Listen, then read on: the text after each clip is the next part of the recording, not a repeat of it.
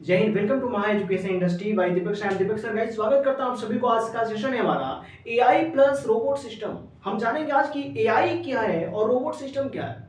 इन दोनों के होने से हमारे देश में क्या खतरा बढ़ सकता है, क्या हमारे देश का भविष्य सुनहरा हो सकता है, या हमारे देश का भविष्य पे कोई अड़चन आने वाली है, हमारा देश विनाश की तरफ जा रहा है।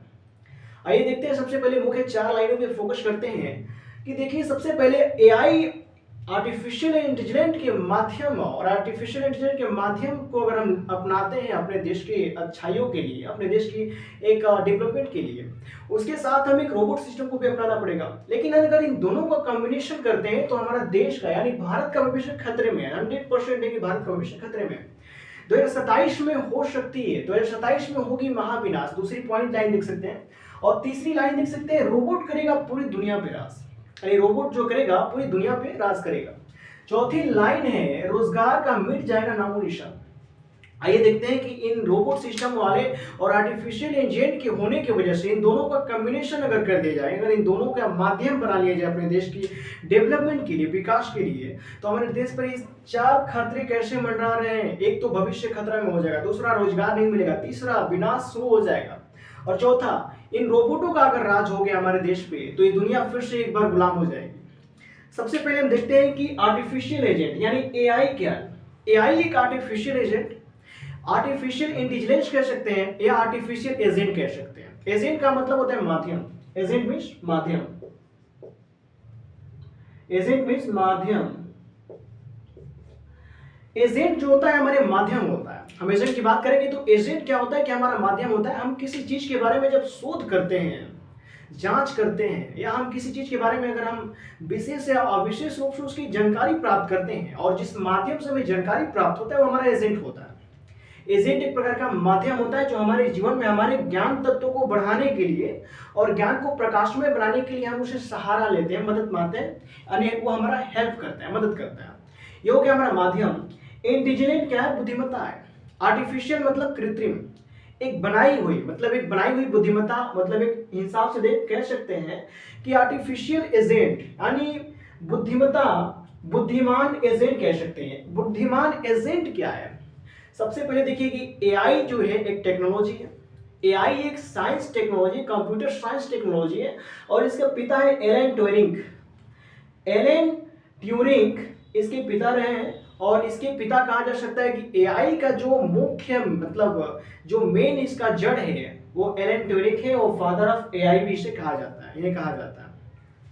बात करते हैं कि इस एआई के होने की वजह से हमारे देश में क्या खतरा है। एआई आने से हमारे देश में क्या वाकई में विकास की तरफ जाएगा हमारा देश? क्या हमारा देश एआई के होने की वजह से हमारा देश एक अच्छा शिक्षा को प्राप्त करेगा, एक अच्छी व्यवस्था को प्राप्त करेगा, या हमारा देश का भविष्य खतरे में है? एआई एक प्रकार की सुविधा है। एआई क्या करती है कि कंप्यूटर की संदर्भित करती है। कंप्यूटर यानी कंप्यूटर के माध्यम से, यानी टेक्नोलॉजी के माध्यम से किसी जटिल कार्य को करने में हमारी मदद करती है। एक तरफ से कंप्यूटर को संदर्भित भी कर सकते हैं कि संदर्भित करता है हमारा AI system. Artificial agent, artificial agent क्या करते हैं कि एक प्रकार से जटिल कार्य, अगर कोई ऐसा कार्य जो हम इंसान ना कर पाए, मानव के कार्य क्षमता से अधिक, और मानव के सोचने की जहां तक क्षमता नहीं जा सकती उससे भी ज्यादा आप ये कह सकते हैं। हालांकि सारे कार्य तो मानव ही कर रहे हैं, मानव की सोच शक्ति, मानव के दिमाग से बढ़कर कुछ नहीं है, लेकिन एक हिसाब से अगर देखा जाए तो वह जटिल कार्य जो मानव नहीं कर सकता, कोई जीव नहीं कर सकता, कोई इंसान करने में असमर्थता प्राप्त हो सकती है इंसान को, उस कार्य को जब ये एआई क्या करती है कि कंप्यूटर और टेक्नोलॉजी के माध्यम से बनाता है रोबोट सिस्टम। रोबोट एक प्रकार का यांत्रिक मशीन है जो कि तमाम प्रकार के सेंसर और तमाम प्रकार की chip, micro controller, super controller, micro chip, processing हाईपी chip, यानी बहुत तमाम प्रकार के ऐसे उसमें चिप लगाए हुए एक कंडीशन है, यानी कंट्रोल कमांड पे वो चलता है। एक प्रकार का वो कोडिंग कमांड पे चलता है। एक प्रकार की उसे कमांड दी जाती है कि आपको ये करना है, तुमको ये करना है उसके पार्ट को, और वो अपने हिसाब से वो कार्य करता है। किसी जटिल कार्य को जब करने में हमारा एआई क्या करती है कि एआई एक प्रकार की आर्टिफिशियल एजेंट जटिल से जटिल कार्य करने में हमें सुविधा प्रदान करती है एक मशीन के द्वारा। मशीन क्या हो सकता है? हमारा कंप्यूटर हो सकता है, रोबोट हो सकता है, आपका मोबाइल हो सकता है, कुछ भी हो सकता है जो डिजिटल हो, या जो आप टेक्नोलॉजी से कह सकते हैं कि साइंस, टेक्नोलॉजी साइंस से भरा हो, जो उसे हमारा एआई, एआई का मददगार कह सकते हैं। एआई हमारी मदद करती है, उस माध्यम से मदद करती है। हमने एआई के बारे में जाना, एआई का पिता जान लिया आर्टिफिशियल इंटेलिजेंट। आर्टिफिशियल इंटेलिजेंट हमने बता दिया कि आर्टिफिशियल इंटेलिजेंस जो कृत्रिम बुद्धिमत्ता है, जो बनाई हुई एक बुद्धिमत्ता से भरी हुई एक रोबोट से है। अब हम रोबोट की बात करते हैं कि रोबोट सिस्टम क्या है। आर्टिफिशियल एजेंट एक प्रकार की टीम है जो कि आर्टिफिशियल इंटेलिजेंस एक जटिल से जटिल कार्य करने में हमारी मदद करती है, कंप्यूटर साइंस के माध्यम से और टेक्नोलॉजी के माध्यम से और रोबोट के माध्यम से। बात करते हैं रोबोट सिस्टम की। रोबोट सिस्टम हमारे जीवन की एक अमूल्य अंग है। रोबोट सिस्टम हमारे जीवन की एक अनमोल अंग है। रोबोट सिस्टम को एक अनमोल अंग इसलिए कह रहे हैं कि हमारे आज पूरी दुनिया में जितने भी कार्य हो पा रहे हैं ना, तो कार्यों की कम से कम 40% कार्य है हमारे जीवन से रिलेटेड। 40% वर्क रोबोटों पे डिपेंड हो गया। 60% ही माने अपने मानव जीवन अपने कल्याण में तमाम प्रकार की क्रियाएं कर रहे हैं, प्रक्रियाएं कर रहे हैं, लेकिन 40% जो हमारा देश है या देश के बाहर जो है दूसरे देश है, वो 40% रोबोट पे ही निर्भर करते हैं, 60% ही मात्र अपना काम करते हैं। रोबोट एक प्रकार का यांत्रिक मशीन है जो कि कोडिंग और माइक्रो कंट्रोलर, सुपर चिप और माइक्रो चिप और तमाम प्रकार की बेफ कमांड से चलने वाला एक होता है मशीन। इस मशीन में क्या करता है कि एआई एक माध्यम से अपना चिप लगाया होता है, एक कंट्रोलिंग सिस्टम इसको कंप्यूटर से कर देता है और कंप्यूटर से क्या करता है कि इसको आदेश देता है अपने कमांड के अनुसार। अलग अलग भाषाओं में अलग अलग कोडिंग में इसको कमांड करने का इसका कमांड सेक्शन बना होता है। उस कमांड सेक्शन में आप जिस तरीके का कमांड करेंगे, जो आदेश देंगे वही करेगा। अगर रोबोट को आप आदेश दे दिए कि आपको बाबू यहाँ खड़ा रहना है, तो वो भाई मुझे खड़ा रहना है, आप उसको कुछ भी कर लीजिए वो खड़ा रहेगा। अगर रोबोट को कह दिया कि यहाँ बैठना है तो कुछ भी कर लीजिए, वो सिर्फ बैठा ही रहेगा। तो ये कमांड सेक्शन क्या करता है कि ये कंप्यूटर टेक्नोलॉजी के अंतर्गत हैंडल किया जाता है, यानी कमांड सिस्टम से इसको चलाया जाता है, मैनेज किया जाता है। बात करते हैं अब इसकी फील्ड की। रोबोट सबसे बड़ी अब फील्ड में देखी जाए कि सबसे महत्वपूर्ण फील्ड है जो सेना की है। भारत की सेना हो चाहे किसी भी देश की सेना हो, रोबोट हमारी सेना में बहुत ज्यादा लाभदायक उपयोगी है। एक तरफ से हमारे सेना में बहुत तमाम प्रकार की ऐसी मिसाइल्स बन चुकी हैं, गन बन चुका है, मशीन बन चुके हैं, ऐसे लॉन्चर बन चुके हैं जो सेंसर पे काम करते हैं, एआई का मदद लेते हैं, एआई के सहारे चलने वाले, रोबोट सिस्टम के सहारे चलने वाले तमाम प्रकार के ऐसे हथियार हमारा देश बना चुका है। भारत देश तमाम प्रकार के ऐसे हथियारों को प्रयोग कर रहा है। लेकिन दिक्कत वाली ये बात है कि अगर सेना में कम से कम 40% जो है कि रोबोट पे निर्भर हो गया। 60% ही हमारी सैनिक वहां पे सैन्य बल बचा हुआ है। 40% जो हमारा शिक्षा है, जो हमारी सैन्य शिक्षा है, 40% डिस्टर्ब हो गई। अब डिस्टर्ब कैसे हो, यहाँ पे देखिए। 100% हम पहले सैनिकों का उपयोग करते थे, इंसानों का उपयोग करते थे अपने देश की सुरक्षा के लिए, लेकिन देश की सुरक्षा को मजबूत करने के लिए हमने रोबोट का उपयोग किया और 40% फील्ड हमने रोबोटों को छोड़ दिया। ये रोबोट को अगर एक तरफ से कमांड सिस्टम के हिसाब से चलाया तो जा रहा है, लेकिन अगर इन रोबोटों का गलत हो जाए, अगर कमांड सेक्शन कभी काम ना करे, बाई चांस कभी ऐसा सेटेलाइट प्रॉब्लम्स हो जाए, अगर कमांड सिस्टम ये अगर उल्टा हो जाता है, तो जो हमारे बॉर्डर पे दुश्मनों को रोकने के लिए, दुश्मनों को हतोत्साहित करने, दुश्मनों को मारने के लिए जो प्रक्रियाएं हम अपनाए हैं, जो भारत अपने शिक्षा को बढ़ाई है, जो भारत अपने सैन्य बल को बढ़ाई है रोबोट के माध्यम से, अगर वो रोबोट सिस्टम अगर उलट जाता है या किसी माध्यम से वो हैक हो जाता है, तो ये तमाम प्रकार की 40% जो क्षेत्र सैन्य बल दिया है रोबोटों के माध्यम से, वो 40% अगर उल्टा काम कर दिया, भारत में ही फायरिंग और वार कर दिया, तो एक तरफ से भारत का सैन्य बल नष्ट हो सकता है। भारत को एक तरफ से बहुत बड़ा झटका लग सकता है, क्योंकि एक मशीनें, कृत्रिम मशीनें, आर्टिफिशियल मशीनें और उसी कमांड सेक्शन के जरिए चलाया जा रहा है। अगर कमांड सेक्शन अगर हैक हो गया तो भारत का एक सर्वनाश यहाँ से निश्चित है। बात करते हैं दूसरा पॉइंट, चिकित्सा में।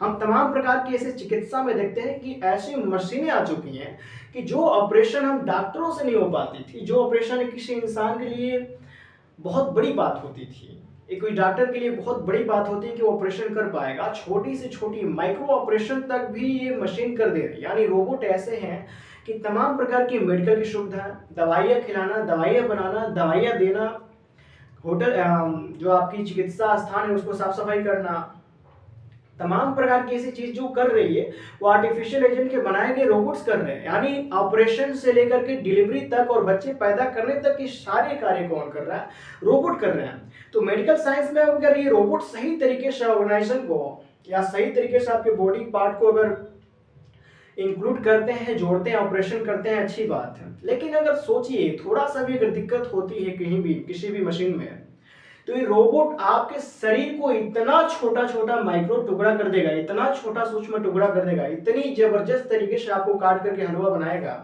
कि फिर पता नहीं चलेगा कौन सा डॉक्टर कौन सा उस पे अब कौन सा टेक्निक अपना के आपको कौन से धागे से सिलेगा, फिर आप कभी जुट नहीं पाएंगे।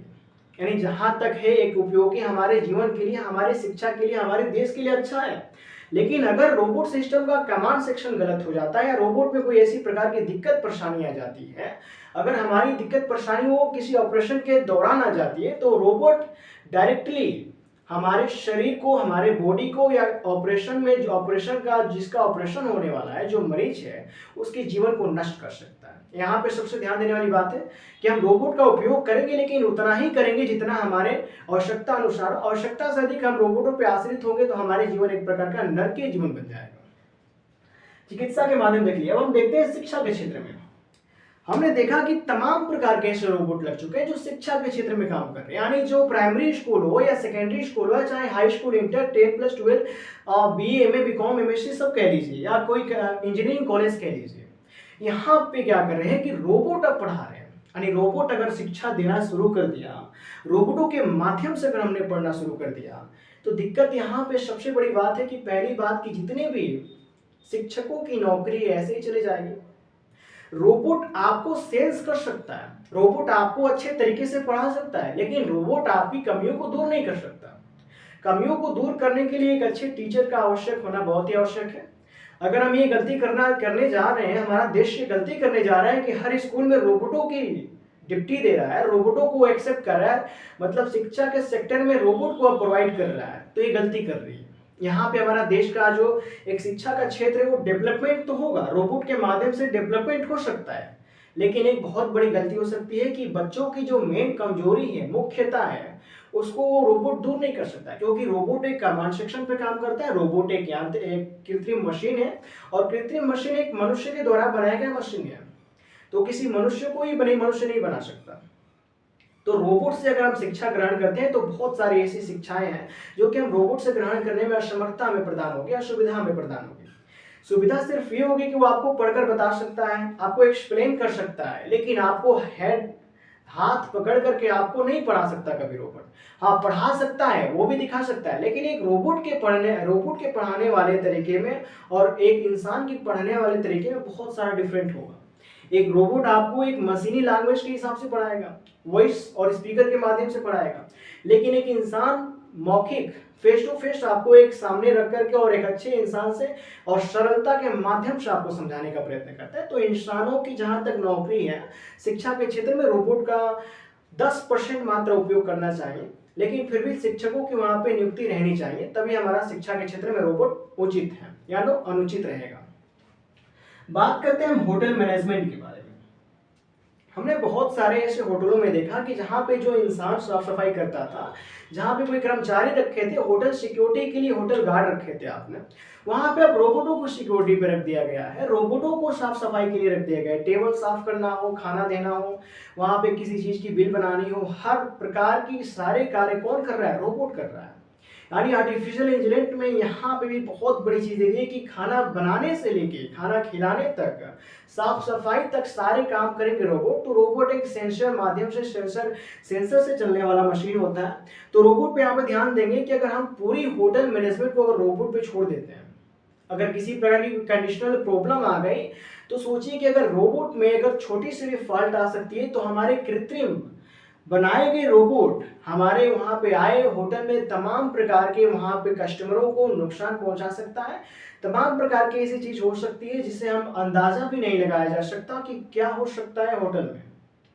यानी होटलों में काम करना बहुत ही अच्छी बात है, रोबोट का लाना बहुत अच्छी बात है, उचित बात है, लेकिन रोबोट को उतनी ही परसेंट में, उतनी ही आवश्यकता से, उतनी ही उपयोग किया जाए जितना कि उसके उपयोग से हमारे किसी कस्टमर या हमारे होटल का जीवन या हमारे होटल का नुकसान ना हो। अगर आप ऐसे मेहनत करते हैं, अगर आप इस तरीके से होटल को चला रहे हैं, उसमें कुछ परसेंट ही अगर रोबोट का प्रयोग कर रहे हैं, बहुत अच्छी बात। इससे रोबोटों का प्रयोग करना है तो वेलकम के लिए प्रयोग कर लीजिए, साफ सफाई से रिलेटेड प्रयोग कर लीजिए। बाकी खाना बनाने और खाना देने तक की जो प्रोसेस प्रक्रिया इंसान रहेंगे तो ही अच्छा रहेगा, क्योंकि रोबोट कभी गलती हो तो पूरी बहुत ज़्यादा नुकसान कर सकता है आपका, लेकिन इंसान से गलती हो तो इंसान थोड़ा कम नुकसान करे, क्योंकि इसके पास सेंस होती है, खुद की सेंस होती है, नेचुरल सेंस होती है, जो कि किसी कमांड सेक्शन पर नहीं बल्कि स्वयं के कमांड सेक्शन पर चलता है। अब बात कर लेते हैं यहाँ पे थोड़ा सा परिवहन के बारे में। हमने बहुत सारे ऐसे गाड़ियां देखी हैं कि जिसे ड्राइविंग हम खुद करते हैं, ड्राइव मोड में हम खूब लाते हैं, ड्राइव मोड में कर दिया, उसके बाद स्टीयरिंग पकड़ लिया, चलाते रहो, इधर से उधर जाते रहो, दिल्ली हरियाणा पंजाब घूमते रहो। लेकिन आप सोचिए, अगर रोबोट आ गए हैं, अगर आप सिर्फ किसी गाड़ी में बैठे, गाड़ी आपकी शुरू हुई, स्टार्ट हुई और रोबोट स्टार्ट करके चल दिया, आपको रोकना है स्टॉपेज पे, रोबोट वहां पे जाके स्टॉप कर दिया। ऐसे अगर जिंदगी आप चलने लगी, अगर इस प्रकार की अगर पूरी हैंडल को, अपने जीवन को किसी रोबोट के सामने रख देते हैं, रोबोट के हाथों में छोड़ देते हैं अपनी जिंदगी को, तो आपके लिए भी नहीं, पूरे जीवन के लिए आपके लिए खतरा बनेगा। क्योंकि अगर मशीन में थोड़ा भी छोटा सा फॉल्ट हुआ, थोड़ा सा भी अगर हीटिंग प्रॉब्लम कहीं आई, चिप कमांड में कहीं दिक्कत हुई, तो रोबोट आपके जीवन को नष्ट कर सकता है। यानी हमें रोबोटों पे आश्रित रहना है, ड्राइवरिंग रोबोटों पे आश्रित नहीं करना चाहिए।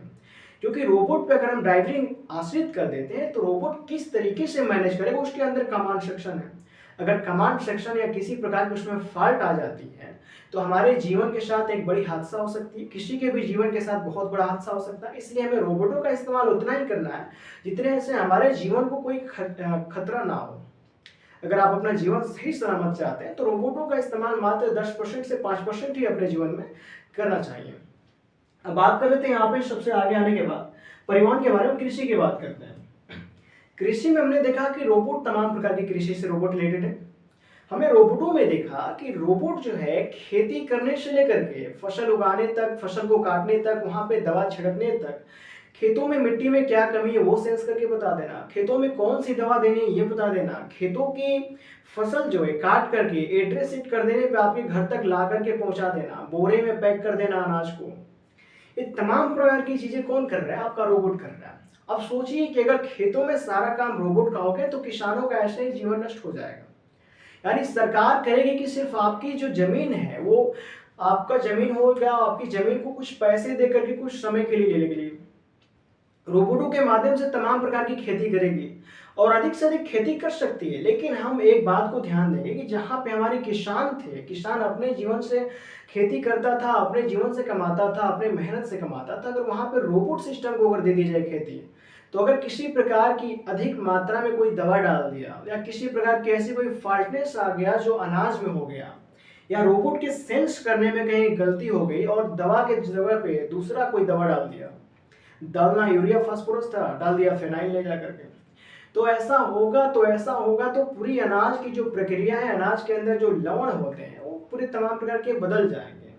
इससे आपके जीवन में या पूरे जितने भी जगह पे उस अनाज को बांटेंगे, उस अनाज को जो भी इंसान खाएगा उस इंसान के लिए एक जहरी समान हो जाएगा, इंसान की जान भी जा सकती है। यानी हमें पूरी जो कृषि है, कृषि एग्रीकल्चर का जो क्षेत्र है, फील्ड है, रोबोट पे हमें आश्रित रहना है, लेकिन मात्र 5% अपने खेतों की देखभाल के लिए रख लीजिए, खेतों की रखवाली के लिए रख लीजिए। रोबोट का माध्यम, रोबोट का उपयोग आप करिए, लेकिन मात्र 5 से 10% करिए अपने जीवन में। अगर कृषि पूरा रोबोट के हाथ में दे देंगे तो ऐसे ही किसानों के जीवन, ऐसे ही अनमोल किसान की जीवन होता है, बहुमूल्य है, अनमोल है। अगर एक अनमोल जीवन को आप ऐसे रख देते हैं ताके पर कुछ पैसों के लिए, तो सोचिए कि आपकी जीवन तो खराब होगा। पैसा तो एक दिन चला जाएगा, लेकिन जीवन चला जाएगा तो फिर वापस नहीं आएगा, लेकिन पैसा एक दिन जाने के बाद दोबारा फिर वापस आ सकता है। तो इस तरीके से रोबोट के हाथों में जाने से अपने संसार को और अपने भविष्य को बचाइए। बात करते हैं मनोरंजन के क्षेत्र में। अब मनोरंजन के क्षेत्र में तमाम प्रकार के ऐसे लेडीज ऑर्केस्ट्रा, डीजे, तमाम प्रकार के ऐसे टीवी लगे हुए हैं। शोरूम में आप देखते हैं, किसी थिएटर में फिल्म देखते हैं, लेकिन अब जो होगा, थिएटर में फिल्म देखने के साथ आपको रोबोट दिखाएगा, फिल्म रोबोट दिखाएगा। आपको रोमांटिक कोई सीन करनी है या हनीमून या कोई सेक्सुअल वर्क करनी है, तो वो भी वहां पे भी उस तरीके से कृत्रिम रोबोट तैयार है, जो कि आप एक सेक्सुअल वर्क कर सकते हैं, उसके साथ एंजॉय कर सकते हैं, उसके साथ आप ब्रिज में, पूल में, स्विमिंग पूल में, तमाम प्रकार की ऐसी सुविधाएं आपके लिए अवेलेबल है, जहां मनोरंजन के क्षेत्र में भी आप रोबोट के साथ कर सकते हैं। यानी रोबोट के साथ अपना जीवन एक शारीरिक इंसान के साथ और एक रोबोट मशीनिक यांत्रिक मशीन के साथ, यहाँ पे थोड़ी सी समझिएगा कि एक इंसान के साथ अगर आप जीवन बिताते हैं, इंसान के साथ अपना समय देते हैं, तो एक इंसान में कोई गलती भी होगा आपकी बन जाएगी। लेकिन एक रोबोट के साथ अगर कोई सेक्सुअल वर्क या कोई ऐसा कार्य कर रहे हैं जिसमें आपके जीवन खराब भी नष्ट हो सकता है, अगर रोबोट में थोड़ा सा भी फॉल्टेशन आ गया तो आपकी जिंदगी नष्ट हो सकती है। शॉर्टेज हो गया, करंट लग सकता है, तमाम प्रकार की ऐसी चीजें हैं जो कि रोबोट सिस्टम आपके जीवन के लिए खतरा है। रोबोट सिस्टम आपके जीवन के लिए श्राप हो सकता है मनोरंजन में। यानी मनोरंजन के क्षेत्र में रोबोट से खिलवाड़ नहीं करना है, रोबोट को मात्र 1 या 2% मनोरंजन के क्षेत्र में देना है। अब बात करते हैं बचाव कार्य में या आपदा प्रबंधन में। बचाव कार्य में हम रोबोट का इस्तेमाल करते हैं, बहुत ही आवश्यक उचित बात है। लेकिन बचाव कार्य में हमें रोबोट का इस्तेमाल वही करनी है जहां पे हम इंसान कार्य नहीं कर पाएंगे। रोबोट का माध्यम का सहारा वहीं लीजिए जहां बहुत जटिल समस्या हो। ऐसे छोटे छोटे आपदा में अगर रोबोट का सहारा लेंगे तो हमारे जो बचाव कार्य नेवी की टीम है वो तो ऐसे ही खत्म हो जाएंगे। यानी बहुत सारी ऐसी नौकरी है कि जो ऐसे ही खत्म हो जाएगी, समाप्त हो जाएंगी। बेरोजगारी चरम सीमा पे पहुंच गई, चरम सीमा के बाद भी आ जाएंगे चरम सीमा में। अब बेरोजगारी, रोजगार के नाम पे मात्र 1 या 2% हमारे देश में नौकरी बचेगी, सरकारी नौकरी, क्योंकि अब इतने फील्ड में अगर रोबोट आ जाएंगे तो हमें नहीं लगता है किसी फील्ड में नौकरी बचेगी। बात करते हैं कि इसका नकारात्मक प्रभाव अधिक होगा। रोबोट आवश्यक रूप से आपके जीवन में लाभदायक है, लेकिन इसका नकारात्मक प्रयोग भी बहुत सारा है। नकारात्मक यानी इसकी नकारात्मक जो है, नकारात्मकता आपके जीवन पे पड़ेगी। अगर हम सब कुछ अगर रोबोट के हाथ में दे देंगे, अगर रोबोट आपकी दुनिया को चलाएगा, सोचिए अगर सपोज दैट रोबोट ने चंद्रयान हैक कर लिया, अगर रोबोट से सूर्यान हैक हो लिया, सूर्यान को हैक कर लिया, तो सोचिए कि जिस रोबोट को आप चला रहे हैं वही रोबोट पूरी दुनिया को चलाने लगेगा। यानी वही रोबोट पूरी दुनिया को नर्क बना देगा, पूरी दुनिया को लुप्त विलुप्त कर सकता है। अगर चंद्रयान जैसे चीजों को, अगर चंद्रयान जैसे इलेक्ट्रिक यानी यांत्रिक जो डिवाइस है, चंद्रयान को अगर रोबोट ने, किसी रोबोट ने हैक कर लिया, क्योंकि रोबोट में जो सेंसर लगाए जा रहे हैं वो हैकिंग सेंसर भी लगाए जा रहे हैं कि दूसरे की वेब को हैक कर ले, दूसरे की सिग्नल को हैक कर ले। तो इस तरह से अगर सिग्नल हैक करने वाले अगर छूट दे देंगे, अगर ऐसे कमांड सेशन देते हैं रोबोट में, तो कभी भी अगर हमारा चंद्रयान सूर्यान हैक कर लिया रोबोट ने, या किसी भी सैटेलाइट को अगर हैक कर लिया, तो हमारी पूरी जीवन को नष्ट कर सकता है, पूरी इंटरनेट व्यवस्था को नष्ट कर सकता है। एक तरफ से जीवन में काल चक्र ला सकता है, एक महाविनाश हो सकती है जीवन में। पॉइंट की बात करते हैं कि रोबोट, हाल ही में भारत सरकार ने कहा कि जहां पे कंपनियों में तमाम प्रकार की चीजें लोग काम करते थे वहां पे अब रोबोट काम करेगा, और औद्योगिक उत्पाद जो है वो अब रोबोट करेगा। यहाँ पे देख सकते हैं कि अब रोबोट ही औद्योगिक उत्पादन करेगा।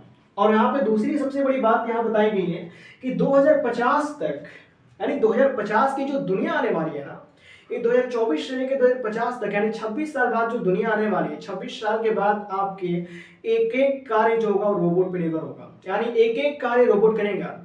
आज हनीमून से लगाकर किस लेना, जहां पे भी घूमना, जो भी मर्जी मन करता है करते रहते हैं। आप जिस पार्क में देखिए उसमें हाथ पे हाथ धरा के बैठे रहते हैं।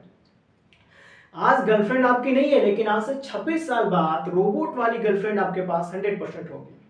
यानी दुनिया की वो हर एक कार्य कर सकेगा रोबोट 2050 में, जो आज के डेट में 2024 में इंसान कार्य कर रहा है। यानी पूरी तरह से पूरी दुनिया पर जो राज होने वाला है, रोबोटों का राज होने वाला है। अगर ऐसा हुआ तो पूरी दुनिया वो समाप्त होने में बहुत कम समय लगेगा। एक बार अंग्रेजों ने हमारे देश को 200 साल तक गुलामी बनाए रखा, 200 साल तक गुलाम करवाया, गुलाम रखा। अगर रोबोट अगर जिंदगी में आ जाते हैं तो ये कितने 100 कितने हजार साल तक गुलाम रख सकते हैं, और इस दुनिया को बनाए रखें या दुनिया को बर्बाद कर दें वो कोई नहीं जानता। तीसरा, भारत सरकार ने 33,000 रोबोट को दिया कार्य। यानी भारत सरकार ने स्वयं 33,000 सेक्टरों में रोबोट की दे दी मंजूरी।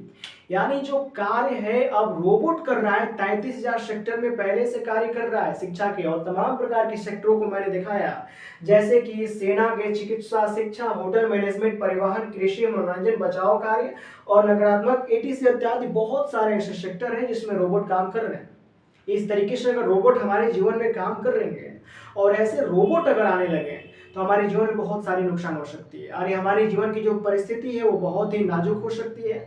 हमें अपने जीवन को सही बनाए रखने के लिए, हमें अपने देश को बचाने के लिए, देश के अच्छे भविष्य के लिए हमें साधनों का उपयोग करना है, अवश्य करना है, लेकिन उतना ही करना है जिससे हमारे जीवन को कोई नष्ट ना हो, हमारे जीवन को कोई नुकसान ना पहुंचे, हमारे देश का कोई भविष्य आने वाला सुनहरा पल ब्लैक टाइम में ना बन जाए, ब्लैक टाइम में ना बदल जाए।